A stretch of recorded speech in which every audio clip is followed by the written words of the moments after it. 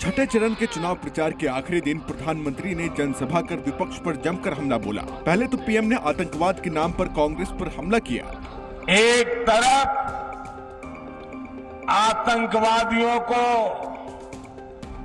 घर में घुसकर मारने का साहस, दूसरी तरफ इंडी वाले हैं जो आतंकवादियों के एनकाउंटर पर आंसू बहाते हैं। पीएम मोदी ने करतारपुर को लेकर भी तत्कालीन इंदिरा गांधी सरकार पर प्रहार किया। जब बांग्लादेश की लड़ाई हुई 90,000 से ज्यादा पाकिस्तान के सैनिक सरेंडर कर चुके थे। अगर उस समय मोदी होता तो मैं इनसे करतारपुर साहब लेकर के रहता, तब जाकर के उनको जवानों को छोड़ता। तो पांचवें चरण के बाद और छठे चरण से पहले बुर्के को लेकर एक नई राजनीतिक जंग तेज हुई। दरभंगा में इसे वोट जिहाद का नाम दिया गया, तो वहीं दिल्ली में वोटिंग से पहले बुर्के को लेकर आयोग को शिकायत सौंपी गई।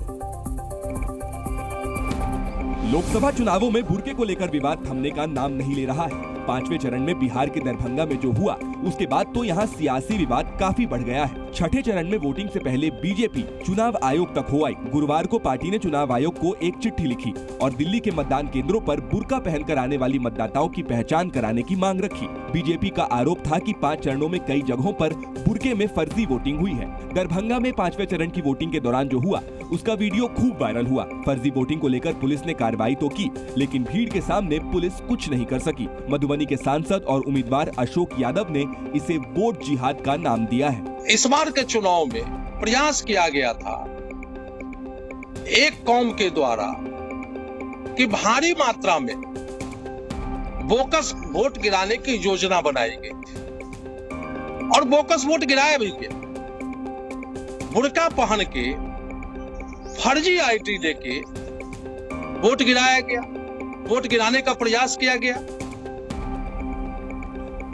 दिल्ली में कल सभी 7 सीट पर वोटिंग होगी। चुनाव आयोग के साथ ही पुलिस अधिकारियों ने भी इंतजाम में कोई कोर कसर नहीं छोड़ी। भीषण गर्मी के बीच दिल्ली में चुनाव के लिए तैयारियों को जांचा परखा जा रहा है। दिल्ली के पुलिस कमिश्नर संजय अरोड़ा ने खुद पोलिंग बूथ पर जाकर चुनाव तैयारियों का जायजा लिया।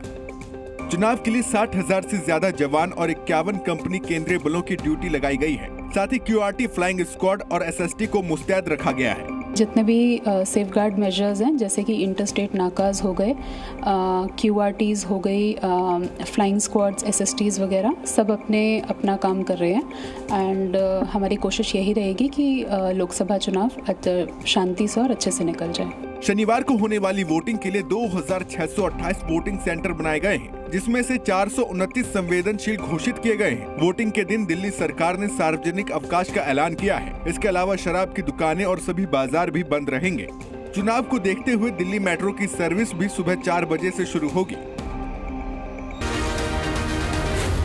जी न्यूज़।